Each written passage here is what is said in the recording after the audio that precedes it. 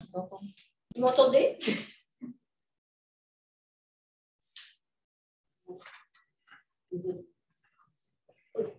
Alors, Alessandra va régler les problèmes techniques. Et voilà. Alors, bonsoir à tous.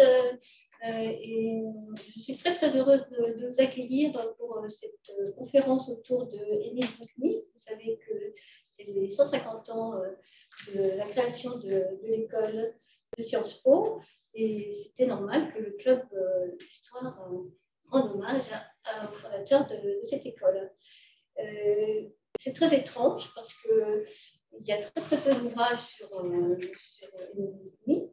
Il y a un OFI, il y a une revue maintenant, il n'y a pas de ruche. Il y a quelques articles, mais finalement, c'est quelqu'un qui n'a pas fait l'objet de publication, sauf celle de François et Renaud Leblond, qui ont eu la bonne idée en 2013 de publier aux éditions Carrière cet ouvrage sur Émile Boutmy, le père de Sciences Po. Alors, je suis ravie de les accueillir, à la fois pour cet ouvrage, mais aussi parce que ce sont les descendants d'Émile Boutmy, et ils vont nous parler effectivement de ce descendant qui a fait en sorte que nous sommes tous élèves de cette école et que nous en sommes réjouis à la fois dans nos études et ensuite. Alors, François Leblond, vous êtes préfet de région honoraire.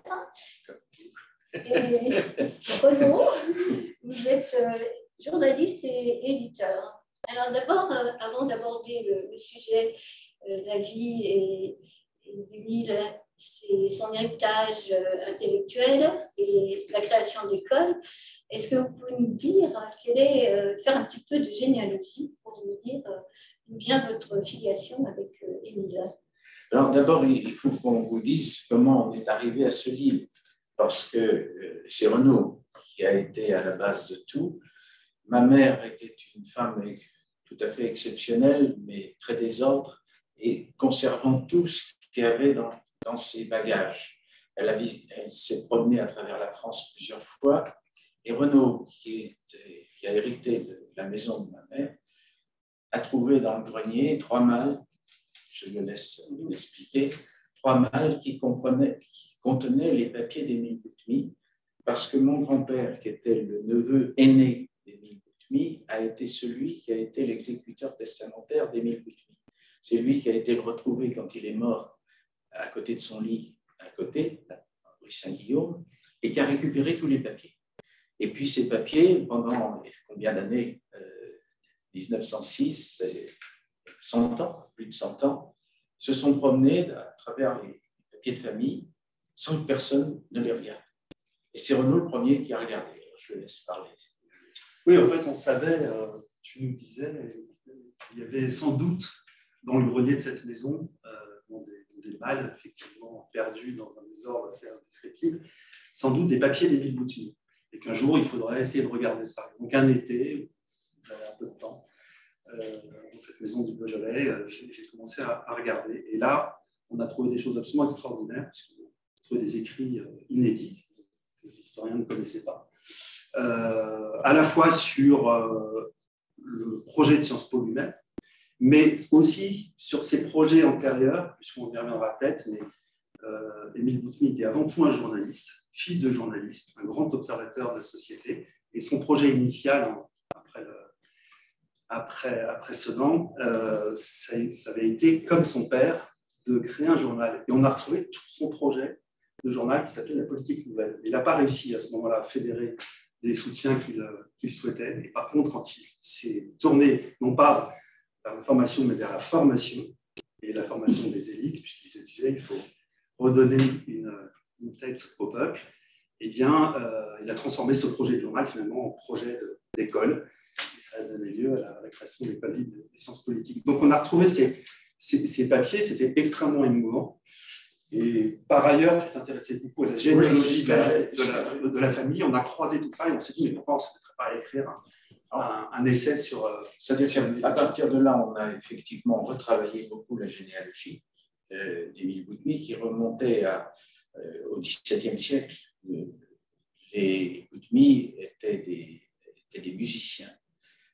qui était proche des princes d'Orange en Belgique. Et de génération en génération, ils étaient clavecinistes, organistes et compositeurs.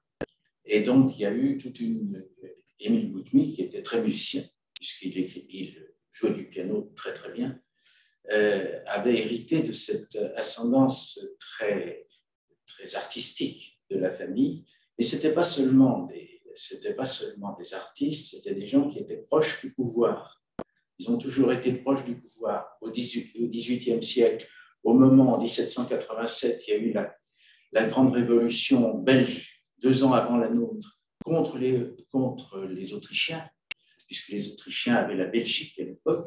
Et donc, les Boutmy ont été parmi ceux qui se sont battus contre les Autrichiens et qui ont eu à l'époque comme complice le marquis de Girardin, qui était parti de France, marquis de Girardin qui était un grand libéral à Ermenonville, qui était parti de France pour faire la révolution avec les Belges.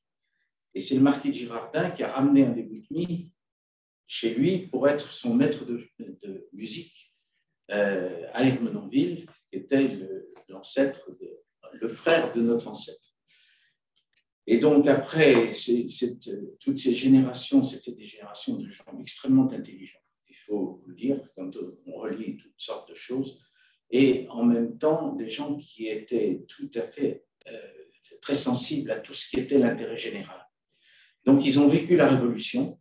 Ils ont vécu la Révolution d'une façon un peu difficile, c'est un peu compliqué, parce qu'il y a il y a beaucoup de choses qu'on ne sait pas dans ce qui s'est passé pendant la Révolution. Mais ce qu'il y a de sûr, c'est qu'au lendemain de la Révolution est né le père d'Émile Boutmy, qui a été, alors je peux laisser peut-être nous parler un peu de lui, a été un homme exceptionnel qui est mort à 43 ans, dans des circonstances un peu compliquées. On ne sait pas très bien ce qui s'est passé, mais en tout cas, il est mort à cette époque-là. Et il a laissé une veuve avec 3 fils, dont Émile Boutmy. L'aîné était un chercheur scientifique. Émile Boutmy fut le fondateur de Sciences Po. Et puis notre arrière-grand-père, qui était polytechnicien, qui avait 10 ans de moins que lui. Et donc, c'est Émile, comme notre arrière-grand-père est mort très jeune, c'est Émile Boutmy qui a élevé les 3 fils. Et donc, c'est comme ça que mon grand-père a pratiquement vécu à Sciences Po. Je laisse. Juste une petite aparté sur Émile, le prénom. Ouais, un autre Émile Rousseau. Oui, et puis un autre encore, Émile de Girardin, qui était l'associé de Laurent Boutmy, le père d'Émile Boutmy. En fait, ce que tu racontais sur la généalogie de la famille, c'est musicien. En fait, il y a un aïeul qui est devenu musicien chez les Girardin. Oui. À la suite de Rousseau. Ouais, après que Rousseau est mort. Et ça a été le début d'une amitié très très forte entre ces 2 familles, Boutmy et Girardin, au point que Laurent Boutmy et Émile de Girardin, qui ont grandi dans la même pension, la pension de Choiseul, à Paris. Voilà, on tissait C'était 2 frères. On tissait des liens considérés comme 2 frères. Et ont entrepris des tas de projets, parce qu'on était vraiment dans l'époque bouillonnante de Louis-Philippe, et quand ils se sont mis aux affaires, et ils avaient envie vraiment de prendre des initiatives dans tous les sens, c'est-à-dire créer des journaux, investir aussi, parfois de façon imprudente, faire un peu de politique dans le cas d'Émile de Girardin. Ils étaient dans ce duo, il y avait Émile de Girardin qui était peut-être la figure la plus visible, publique, et Laurent Boutmy un peu plus dans l'ombre, gestionnaire, investisseur, etc. Et en même temps, passionné à la fois de presse, ils ont créé des journaux. La presse. Le journal de la presse, c'est leur œuvre commune en 1836, mais aussi s'intéressant énormément aux nouvelles méthodes d'enseignement. Et ils avaient créé ensemble quelque chose qui est intitulé, amusant, la Société nationale pour l'émancipation intellectuelle. Et donc, ça voulait tout dire, ça veut dire une espèce de laboratoire pour essayer d'innover en matière d'enseignement. Donc ça, c'est quelque chose qui les a beaucoup réunis, et on va retrouver ça tout au long de leur existence qui va être courte pour Laurent Boutmy, parce qu'il va mourir d'apoplexie, on disait autrefois, en 1850. En courant après un train. Et puis, Émile de Girardin. Il est mort dans une gare à Bonnières. Il avait été cherché, dans les affaires, il avait pas mal de difficultés. Il avait essayé d'obtenir d'un débiteur quelque chose pour lui. Et il venait de faire 28 km en voiture à cheval. Et là, le train arrivait. Alors, il ne s'est pas suicidé, hein, j'ai tous les éléments. Il a couru après le train et tout à coup, il s'est effondré sur le quai et on n'a pas pu le ranimer. Et Émile Boutmy, alors, avait 15 ans. Ouais. 15 ans, et à partir de ce moment-là, c'est Émile de Girardin qui est devenu un peu le tuteur. Mais d'ailleurs, c'était son parent. Mais ce que je disais à madame, c'était que il y a une personne dont on n'a peut-être pas assez parlé dans le livre, qui est Anne Boutmy, la mère d'Émile Boutmy, qui a perdu donc son mari très jeune et qui a élevé ses 3 fils. Les 3 fils, l'aîné a été un grand de la recherche scientifique, le deuxième, ça a été Émile, et le troisième, c'est mon arrière-grand-père qui était polytechnicien. Donc cette femme a élevé ses 3 fils toute seule, et tout ce qu'on sait sur elle, c'est que c'était une femme extraordinaire. Et donc, en fait, il faut rendre hommage aussi aux femmes dans cette affaire, parce qu'elle a vraiment joué un rôle majeur. Elle est morte en 65, donc elle n'a pas connu Sciences Po. Mais si elle avait connu Sciences Po, elle aurait été ravie. Et avec toujours le soutien d'Émile de Girardin. Et avec toujours Émile de Girardin par derrière. Il s'occupait même un peu des finances de la famille, comme ça, pas bien. Ah oui, enfin, ils ont eu beaucoup de soucis. Ouais. Et Émile Boutmy, je disais, n'était pas du tout, enfin on y reviendra, mais n'était pas du tout un homme d'argent. Et eux, ils l'ont été peut-être indirectement, mais pas trop. Et ce qui est extraordinaire, c'est que tout ça, toute cette fondation de Sciences Po s'est fait au moment où il n'y avait presque pas d'argent dans la famille. Et donc, en fait, il a fallu quelques amis pour l'aider. Et comme je disais, moi qui ai eu le testament, enfin la succession, l'inventaire de succession d'Émile Boutmy en 1906, il n'avait rien. Il avait fait 35 ans de Sciences Po et il avait, des queues de cerise, quoi. C'était pas du tout une succession.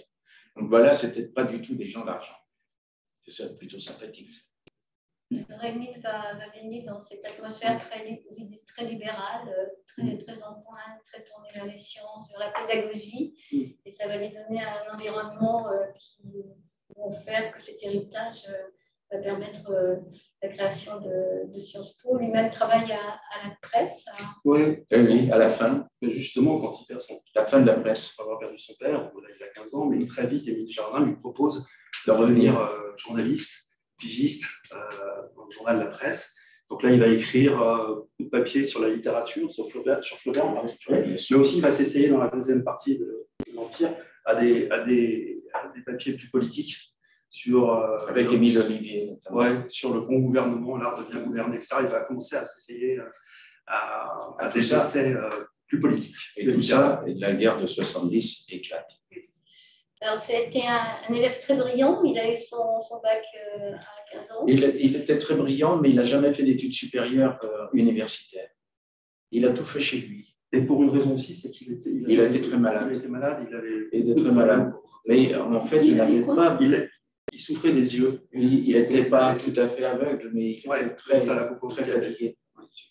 Et il ne pouvait pas lire, enfin... Si. Il pouvait lire, mais ça l'a beaucoup fatigué à ce moment-là, quand il avait 20 ans, 25 ans. Et là, il a eu... Il faut dire aussi que c'était un caractère...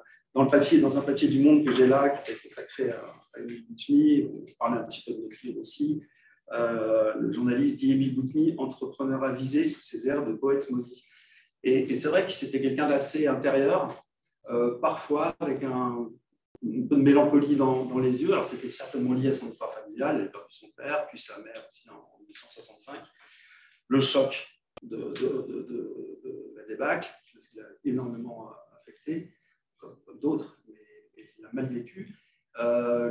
Peut-être ce projet de journal là, qui n'a pas marché. Et donc, à ce moment-là, il a un peu erré, il a beaucoup réfléchi, il s'est beaucoup promené en Normandie, etc., avec un peu de mélancolie. Puis, à un moment donné, il y a quelque chose qui s'est produit on se le disait tout à l'heure, quand il a transformé ce projet en projet d'école. Alors avec d'autres, c'est là qu'il faudrait que vous repreniez peut-être les choses. Alors, oui, parce que quand il est à la presse, et même quand il est entouré d'Émile Girardin, il va fréquenter tout ce milieu très intellectuel et aujourd'hui, on dirait les secrets des réseaux qui vont être très, très importants ensuite pour la création de l'école. Il rencontre Hippolyte Taine, qui est un de ses mentors. Il fréquente la princesse Mathilde, qui est quelqu'un de très important puisque c'est la cousine de Napoléon III. Donc là aussi, il était reçu partout. La duchesse de Galliera. La duchesse de Galliera, Marie Dagout qui tient salon.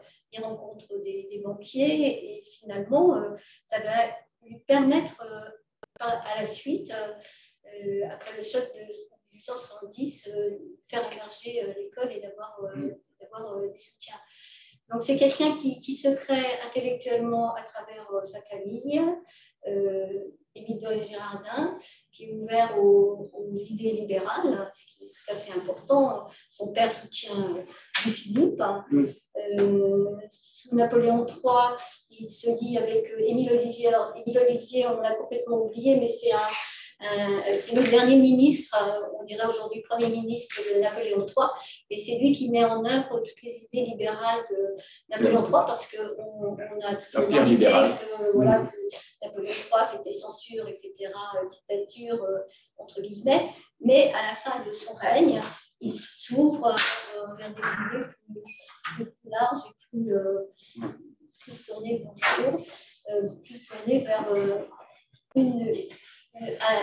un gouvernement plus démocratique et en tout cas une ouverture d'esprit.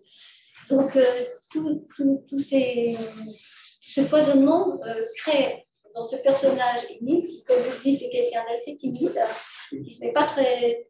Timide, c'est peut-être pas le mot. Il ne se met pas en avant. Parce qu'il est très réservé, mais très protectant, très déterminé, très combatif quand il voulait quelque chose. Dans une espèce de calme, de sagesse.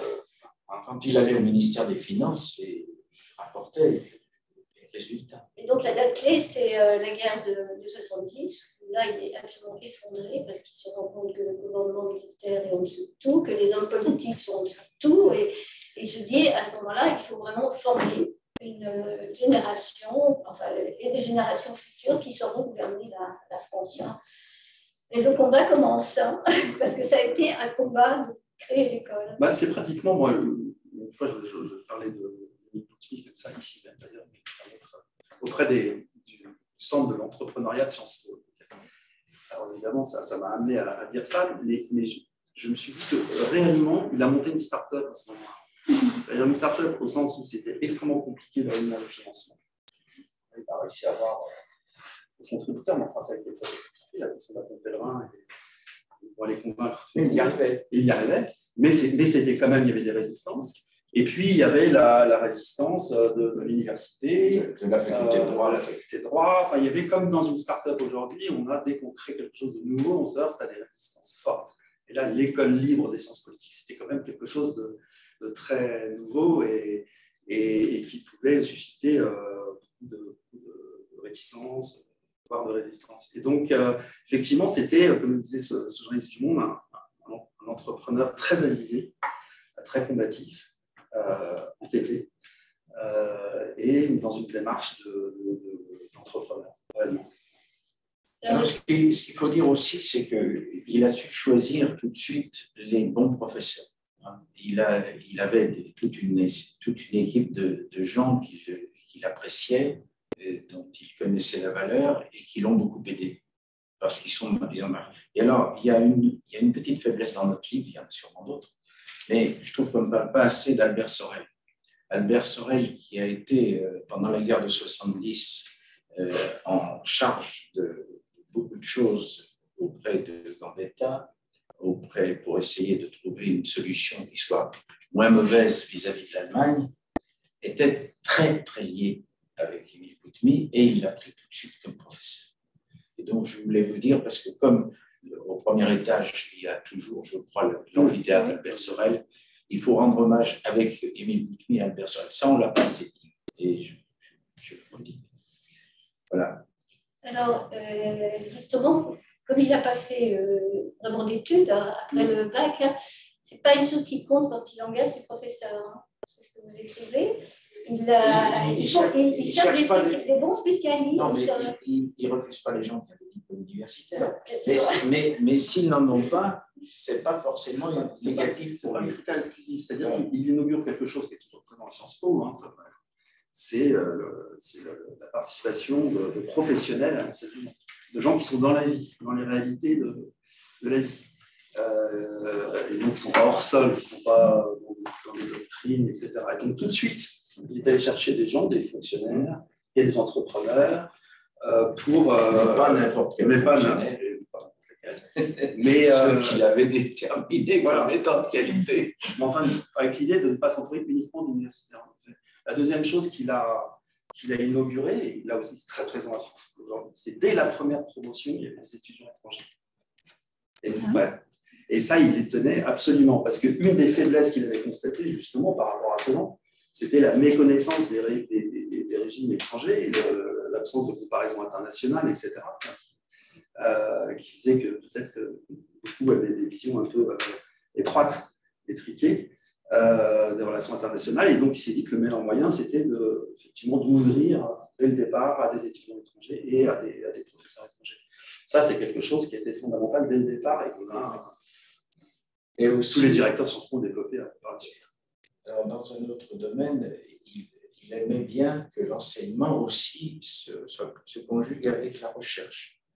Et donc, il cherchait, et c'est là où il a pu jouer un rôle avant la guerre de 14, c'est que certains de ses professeurs ont pris des initiatives dans des domaines tout à fait nouveaux, dans lesquels on était encore très mauvais. Et il y avait notamment les questions sociales. Les questions sociales, pour Émile Boutmy, c'était fondamental, parce qu'il considérait qu'il y avait des lacunes énormes en ces matières. Et c'est Sciences Po, ce sont les professeurs de Sciences Po qui l'avaient désigné, et lui, qui ont été à la base de ce qu'on a appelé le musée social.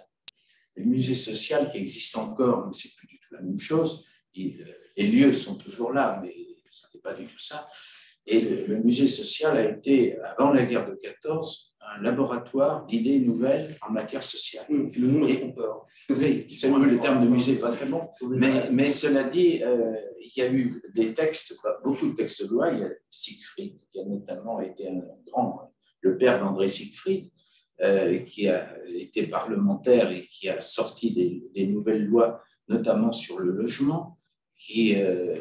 Tout ça, c'est d'avant la guerre de 14. On oublie qu'il y a eu des choses intéressantes qui se sont passées avant la guerre de 14. La guerre de 14 a eu un gros effet, c'est qu'il y a beaucoup de ceux qui étaient des bons qui ont été tués à la guerre.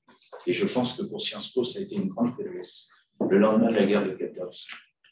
Alors, si on fait effectivement, on continue l'inventaire sur le modèle innovant que Émile voulait créer, donc un enseignement en phase avec les évolutions politiques, notamment constitutionnelles, sociales, vous venez d'en parler, et tourné vers l'industrialisation qui émergeait et les classes ouvrières, technologiques, avec le droit maritime, les questions de chemin de fer, qui étaient effectivement des nouveautés à l'époque. Un enseignement très, très diversifié dans ses contenus, avec des nouvelles disciplines comme la géographie, l'histoire, la politique, le droit. Est-ce qu'il y avait les langues étrangères également? Justement, les langues étrangères. D'ailleurs, Émile était bilingue. Il était bon en anglais. Il était bon en anglais. Je ne sais pas s'il était là bon en beaucoup allemand. lu d'ouvrages en anglais, c'est beaucoup intéressé à l'Angleterre. Il a beaucoup écrit sur la psychologie politique de l'Angleterre. Je pense qu'il parlait bien anglais. Pas seulement, alors on retrouve cette constance, pas seulement des élèves aisés, il a créé des bourses. Oui, créé des bourses. Voilà. Il a fait un accueil des élèves étrangers, ici Renaud, et il a voulu instituer, ça venait de son père Laurent, qui était un grand pédagogue, des liens très très forts avec les élèves et les professeurs. Et il a créé la conférence de méthode. Ouais. Et puis a lieu, comme la péniche, où déjà on se réunissait pour discuter, échanger avec les professeurs. Donc tous les ingrédients sont là et finalement c'est une constante jusqu'à aujourd'hui. Dès le départ. C'était très dans le dialogue, le débat, confrontation d'idées, confrontation toujours très respectueuse. Ça, c'était quelque chose d'essentiel. Tous les avis pouvaient être exprimés, mais toujours dans un cadre courtois, d'écoute, etc. Il disait l'école doit être un salon. On a écrit dans le livre, on a retrouvé ça dans une lettre qu'il avait envoyée à un professeur en lui disant je vous rappelle que l'école doit être un salon. C'est-à-dire que dans le terme salon, c'était pas du tout dans le côté mondain de la chose. Un salon dans lequel on dialogue, comme un salon du 18e. Exactement. Et ça, c'est quelque chose qui est important. Je pense qu'on a gardé à Sciences Po cet esprit-là de discussion ouverte, d'échange d'idées. Il disait par rapport à, je reviens juste aussi sur une formule qu'il employait souvent et qui rejoint la question de l'ouverture à l'international. Il disait il faut observer, comparer, et seulement après avoir observé et comparé, on peut juger. Donc observer, c'est toute cette culture journalistique, d'observation qui a été de son père et d'Émile de Girardin, et comparer, c'est comparer effectivement avec les régimes étrangers, avec les autres pays, avec les autres cultures, pour pouvoir ensuite mettre en perspective les choses et se faire une opinion. Ça, il a posé ça très très vite. On retrouve ça. Son idée, c'était de former des cadres pour l'entreprise, des fonctionnaires. C'était quoi Non, il y avait à la fois la nécessité, le besoin, pour lui, le besoin de renouveler la haute fonction publique. Incontestablement, il considérait que les règles de recrutement de la haute fonction publique n'étaient pas bonnes, qu'on n'insistait pas assez sur les compétences et beaucoup trop sur les relations. Et malheureusement, c'était assez vrai à l'époque. Et puis, il considérait que dans un pays, il n'y a pas que la fonction publique, il y a beaucoup d'autres choses qui font la force d'un pays. Et il considérait qu'il faut à la fois mieux former des hauts fonctionnaires, mais former aussi dans d'autres domaines, dans la plupart des domaines, des gens qui comprendraient ce qu'est l'intérêt général, qui comprendraient mieux ce qu'est l'intérêt général face à leurs intérêts particuliers. C'est un homme d'intérêt général.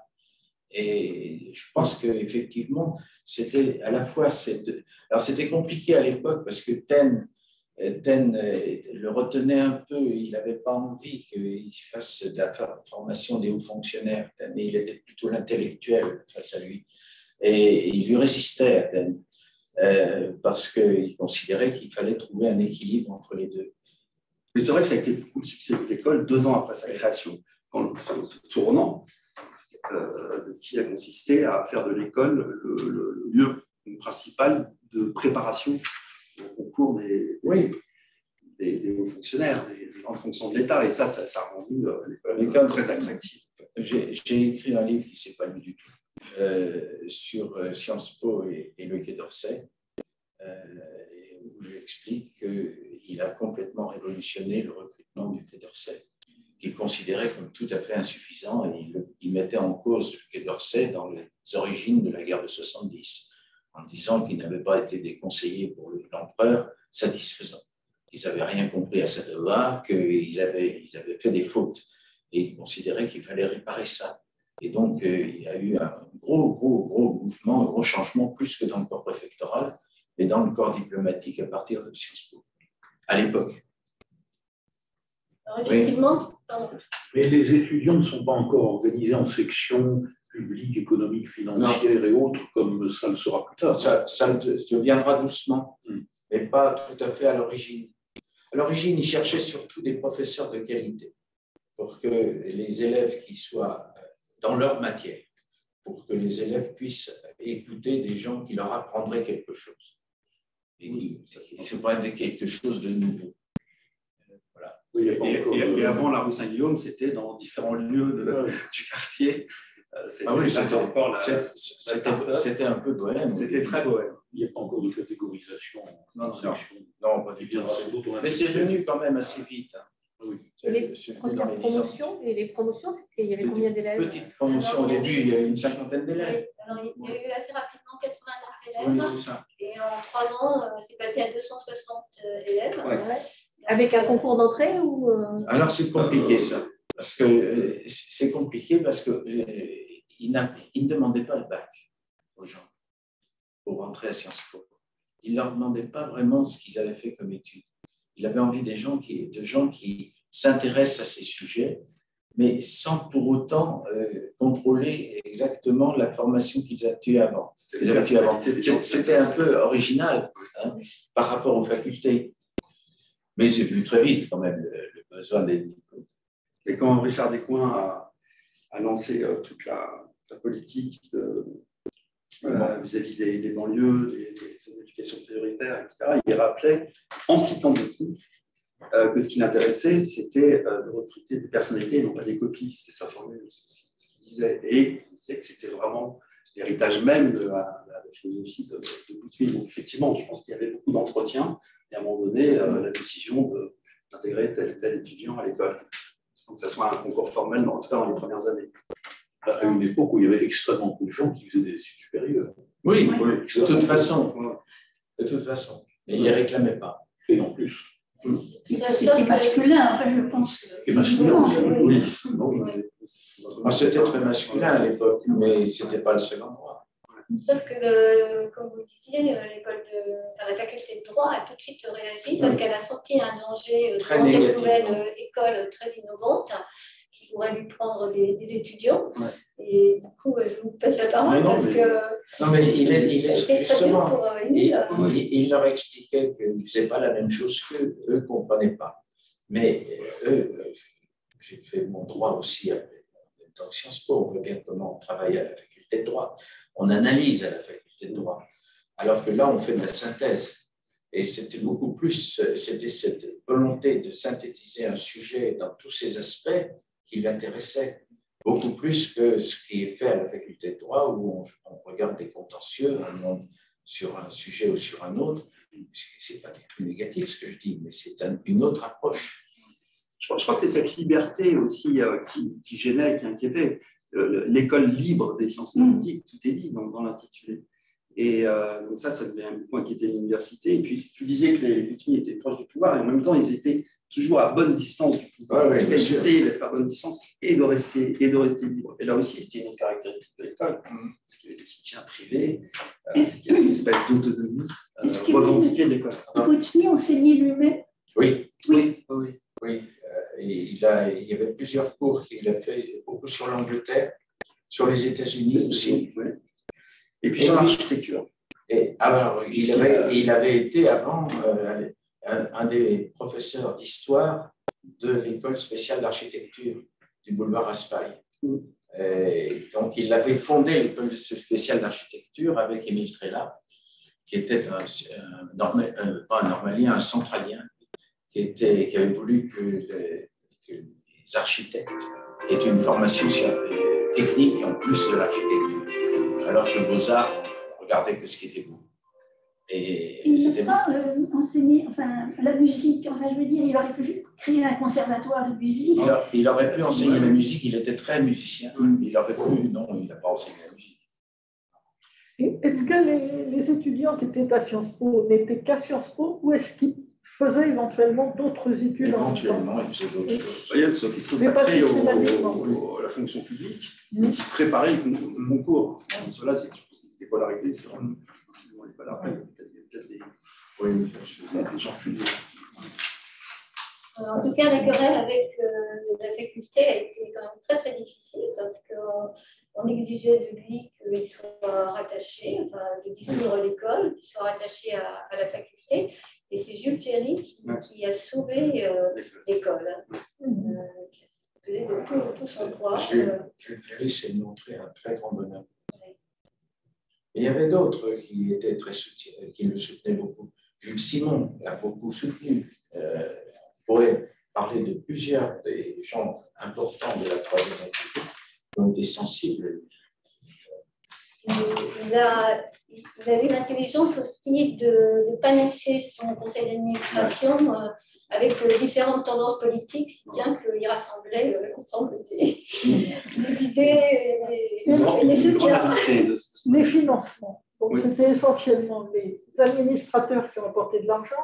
Déjà, à l'inscription, les études étaient… Il a trouvé des mécènes. Il a trouvé des mécènes depuis le début, et puis il a eu le grand mécène qui a été la princesse Galira, qui lui a apporté 1 million de francs or. Et donc, ça, je pense que le million de francs or de l'époque, ça représente beaucoup aujourd'hui. Bon, c'est pas bien, mais c'est beaucoup en tout cas. En tout cas, c'est ce qui a permis d'acheter la rue Saint-Guillaume. Ouais. Et puis, il y avait beaucoup de banquiers, d'industriels, il y avait les Siegfried, il y avait Boucicault, fondateur du marché, qui a beaucoup soutenu. Donc, il a souvent les protestants. Hein. Il était devenu protestant d'ailleurs, Émile Boutmy. Il avait épousé une protestante et les Boutmy étaient catholiques, mais ça ne devait pas être des catholiques pas très dévots, et il était devenu protestant par sa femme. Mais là, il a été enterré au temple. Quel était le nom de sa femme, son nom sa femme, Emma Besnier. Non, pas Besnier. Si. Besnier, BES. Non, j'ai noté. Une question. J'ai noté un prénom de Bercier. Bercier, elle venait de quelle région? Alors, je ne sais pas d'où elle s'était retirée parce que ça s'est très mal passé finalement. Il s'est marié très tard. Il s'est marié à 47 ans. À 47 ans et en fait, ils ont adopté une fille, une certaine Germaine, et puis Emma est devenue un peu tordue et donc elle est partie en Suisse où elle a été soignée. Elle n'était pas là pour ses obsèques. On ne sait pas grand-chose en fait. On sait peu de choses d'elle, de mais si ce n'est qu'elle était de la haute société protestante. Là, vous parlez de madame. La femme d'Émile. Oui, elle était peut-être d'origine suisse alors, non? Je ne crois pas. Non. Je ne crois pas, mais en fait, elle est allée se soigner en Suisse. Dans l'acte après sa mort, elle est en Suisse. Ça, c'est un détail. En tout cas, il a vécu tout seul. Oui. Il a beaucoup tout seul. Complètement investi dans l'école, là où il habitait. Mais pendant longtemps, il avait ses deux frères avec lui. Il avait deux frères plus jeunes enfin non, pas tous les deux plus jeunes, un plus jeune et l'autre pas plus jeune.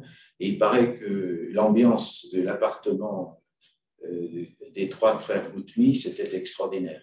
Parce que ça fusait dans tous les sens. Et c'était vraiment un lieu intellectuel de haut niveau. C'est ce qui ressort de pas mal de papiers. Alors, il habitait effectivement à l'école, donc il descendait très souvent dans... Il assistait beaucoup au cours. À l'étage du bureau du directeur, je crois. Oui. Alors, oui, son appartement... Bon, c'est là où il est le directeur. Donc, il était vraiment en fusion complète avec son école. Il allait voir les professeurs dans leur cours. Et les étudiants. Donc, c'était un attachement. Il est mort assez jeune, 70 ans. 1835, 1906, janvier 6. Il a été directeur combien de temps là? 35 ans. De 72 De 72 à 1906. 34 ans. Et en fait, il tenait tellement à l'école que les statuts sont arrivés après l'ouverture de l'école. Elle a été ouverte en janvier 1872, mais les statuts ont été approuvés en décembre 1872. C'était un forcing. Et comme vous le disiez, les cours avaient lieu un peu partout dans le quartier. Et c'est grâce au nom de la duchesse de Galira qu'il a pu acheter. Alors, c'était l'hôtel de Mortemart. J'ai oublié de regarder. Oui, c'était l'hôtel de Mortemart. Mortemart. De Mortemart, 14, ça fait rêver. Et c'était donc. Et vous parliez des statuts, son passage à l'école d'architecture l'a beaucoup aidé aussi à proposer les statuts de l'école. Ils s'en est beaucoup inspirés. Oui, parce que c'est lui qui avait fait les statuts de l'école d'architecture. Il y a une continuité avec ce qu'il avait fait à l'école d'architecture. Alors, effectivement, il a écrit, il a fait pas mal d'articles. Il a fait partie, à la fin de sa vie, il a fait partie de l'Académie des sciences morales et politiques en 1880. Il était membre du Conseil supérieur de l'instruction publique et il s'est penché sur une réforme du bac. Oui. Voilà. Donc, Et il avait une idée en tête, c'est qu'un bon élève devait avoir la moyenne partout. Il n'était pas question qu'on n'ait pas la moyenne en maths. Donc, peut-être une des faiblesses de Sciences Po, d'ailleurs, c'est qu'on n'est pas tout à fait... Le bac date de quelle année? Le bac, oui, non, c'était vieux, le bac. Justement, Napoléon Ier. Mais il voulait une réforme du bac. C'est amusant quand même, l'idée qu'il fallait la moyenne partout. C'était plutôt une bonne idée, ça. Mais c'est plus difficile. Et voilà. Je dis, c'est probablement peut-être une des faiblesses de Sciences Po, de ne pas avoir assez insisté sur les maths. Et là-dessus... on a été très contents qu'on n'ait pas insisté sur les maths. En tout cas, il a écrit un ouvrage, vous pouvez le consulter, le baccalauréat et l'enseignement secondaire, projet de réforme. C'était très bien ce papier. Et il s'est essayé à un roman qui, je crois, n'a pas été publié. Amalia. Oui, ça n'a pas eu un succès phénoménal. Ça, voilà, tout le monde n'est pas fait pour ça. Non, il a écrit surtout sur l'Angleterre et sur les États-Unis. Voilà. Et donc, il connaissait bien les deux structures politiques. Il n'y a pas séjourné spécialement. Non. Je pense qu'il est allé en Angleterre plusieurs fois. Il est allé en Allemagne. Il n'a pas trouvé de Non, il a... aux États-Unis. Contrairement à son père, je crois. Je ne sais pas. Il a fait des affaires aux États-Unis. Il avait racheté des affaires là-bas. Est-ce qu'il y a été? Je ne sais pas. En tout cas, c'est intéressant sur l'Angleterre et les États-Unis parce que c'est essai d'une psychologie politique du peuple anglais au XIXe siècle. Et il y a même élément d'une psychologie politique du peuple américain, la nation, la patrie, l'État, la religion. C'est un peu vieilli, honnêtement. J'ai un peu revu. C'est normal. C'était d'autres grilles de lecture. Voilà. Mais il y a des considérations assez savoureuses sur les caractères, en fait. C'est un peu une étude de caractère. Qui sont les Anglais? Et puis, il a écrit un ouvrage, Le Parthénon et le génie grec. Ah, ça, c'était avant. C'est du temps. 1997. Ah oui, alors, non, c'était ses références avant. C'est sur l'architecture? Oui, sur le Parthénon. C'est très intéressant. Oh, bon, il était pétri, comme tous ces gens de l'époque, mais ce n'est pas propre à Bibli. C'est des gens qui avaient une culture latine et grecque tout à fait exceptionnelle. On se rend compte qu'on a beaucoup faibli sur ces sujets-là. Peut-être que c'était peut-être exagéré d'ailleurs, c'était peut-être excessif, mais en tout cas, il avait cette culture. Moi, ce que je ressens de ce que ses contemporains ont dit de lui, c'est que plus que son œuvre personnelle par l'école, il n'a pas cherché il n'a pas pris un temps fou, je pense, à écrire pour lui, pour construire une œuvre, etc. Il était vraiment tourné vers le talent des autres. Là, j'ai ça devant moi, ce passage où Eugène Dechtal, membre de l'Institut, évoque la mémoire des Benvenuti. Ah oui, c'est super. Et il parle d'un éveilleur d'idées et de talents. Je crois que ça le résume absolument parfaitement. Et je cite ces 3 phrases. Il synthétisait les hommes comme les idées sans les brusquer, en les étudiant à fond, en les saisissant par leur relief, en les réunissant par les points d'affinité ou de sympathie. Il pénétrait les esprits, démontait le mécanisme, puis le remontait au point de leur donner à eux-mêmes une idée de leur propre essence plus nette et plus exacte que celle qui s'en était faite. Et ça, je pense que c'était vraiment ce qu'il cherchait à faire avec ses étudiants. Oui, pas seulement avec les étudiants, de les valoriser avec ses professeurs. Et qu'ils expriment tout leur talent. C'était l'œuvre de sa vie, ça, je pense. Il pouvait quand même être assez exigeant face à ses professeurs. Quand il y en avait un qui s'était comporté d'une façon. Et on l'a écrit dans le livre en citant des choses de lui à la fin du livre. Et il pouvait même être un peu. Il n'était jamais méchant. Mais, le passage qu'on cite, c'est justement un professeur qui est jugé trop cassant. C'est ce que je disais tout à l'heure quand il disait l'école doit être un saint. Il avait eu vent de ça. Une démarche beaucoup trop cassante, autoritaire. Il a dit c'est pas l'esprit de l'école. C'est pas comme ça que l'enseignement doit être fait. Dans le livre, vous avez publié 3 textes inédits, dont une copie. Qu'on a trouvé justement au Beaujolais. Effectivement, donc il y a une analyse un peu de l'état de la France précédent, à la débâcle. Ça s'appelle Des intérêts de la France, je crois que c'est ça. Il y a le projet de journal dont je vous ai parlé tout à l'heure, la politique nouvelle, qui n'a pas fonctionné, mais qui a nourri sa réflexion ensuite pour l'école. Il y a un troisième texte. C'est sa copie d'histoire. Ah, sa copie d'histoire. Sujet, première campagne de Bonaparte en Italie, Oui, traité de Campo Formio, son influence sur la géographie de l'Europe. Non, mais il était tout jeune quand il a fait ça. Il avait, je ne sais pas, 14 ans. 14 ou 15 ans. Et alors, dans tous ces carnets, on trouve des dessins justement de temples, de monuments grecs, etc. On voit qu'il y a toujours cette sensibilité artistique, ce goût pour l'architecture.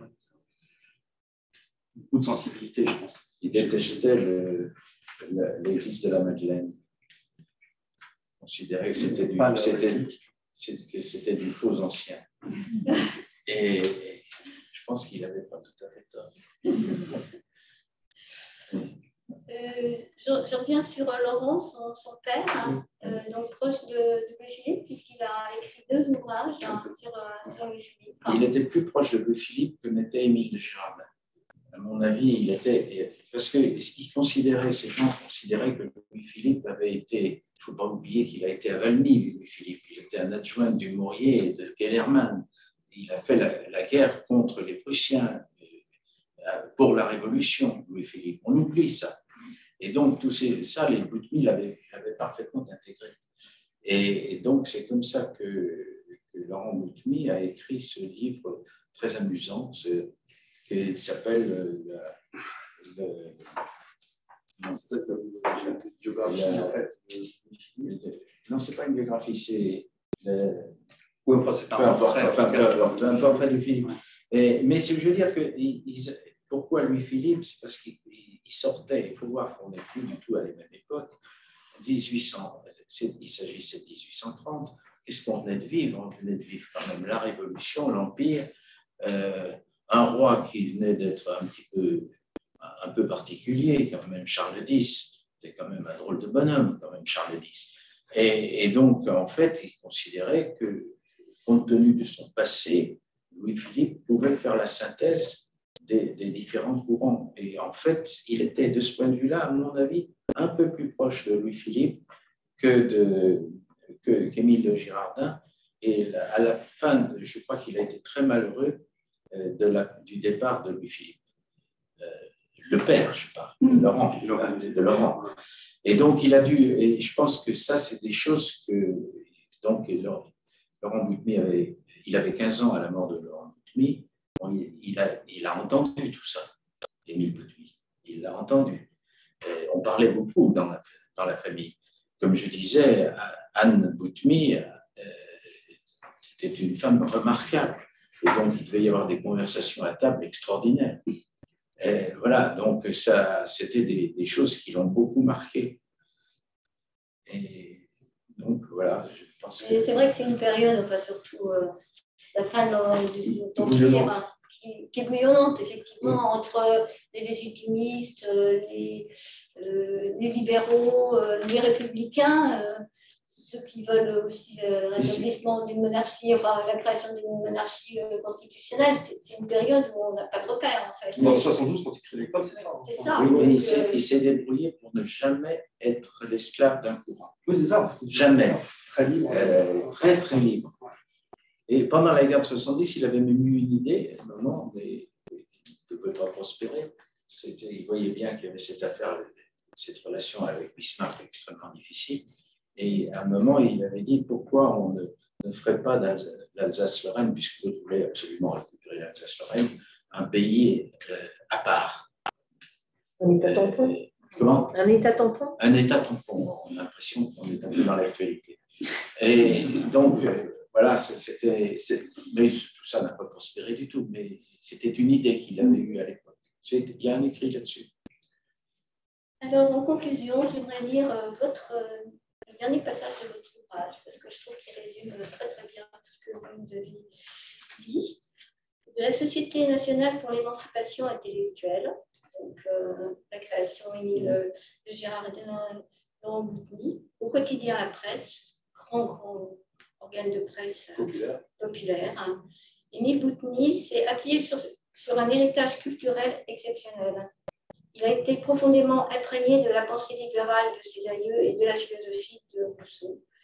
Homme d'idées et de combat, il s'est fait le promoteur infatigable d'un enseignement qui privilégie la réflexion personnelle des étudiants, l'ouverture d'esprit, la comparaison internationale.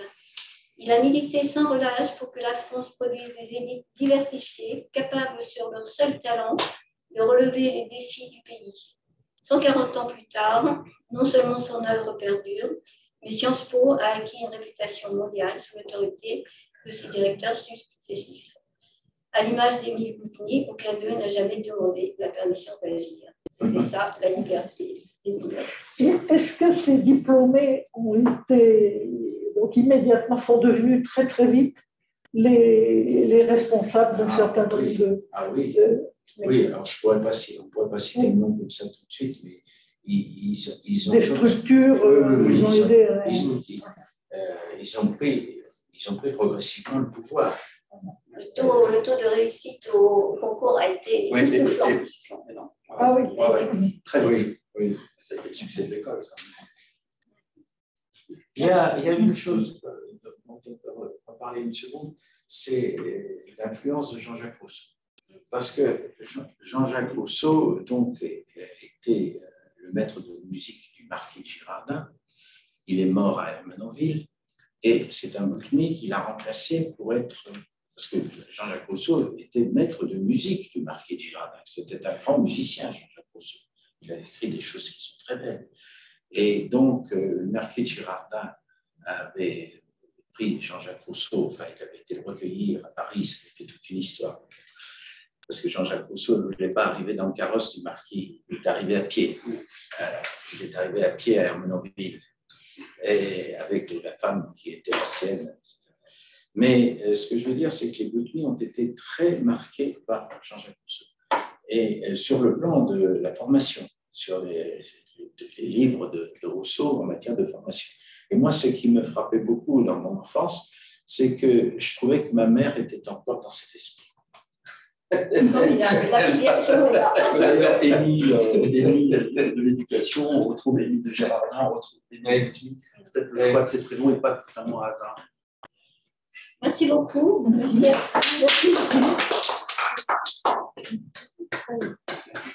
Alors, normalement, nous retrouvons devant un verre, quelques instants. Le prochain événement du Club Histoire, ce sera la visite de l'exposition Champollion qui débute à la BNF. Et donc, nous avons une visite le 14 avril avec un des commissaires de l'exposition. Encore un sacré bonhomme. À Tobiac. Je dis encore.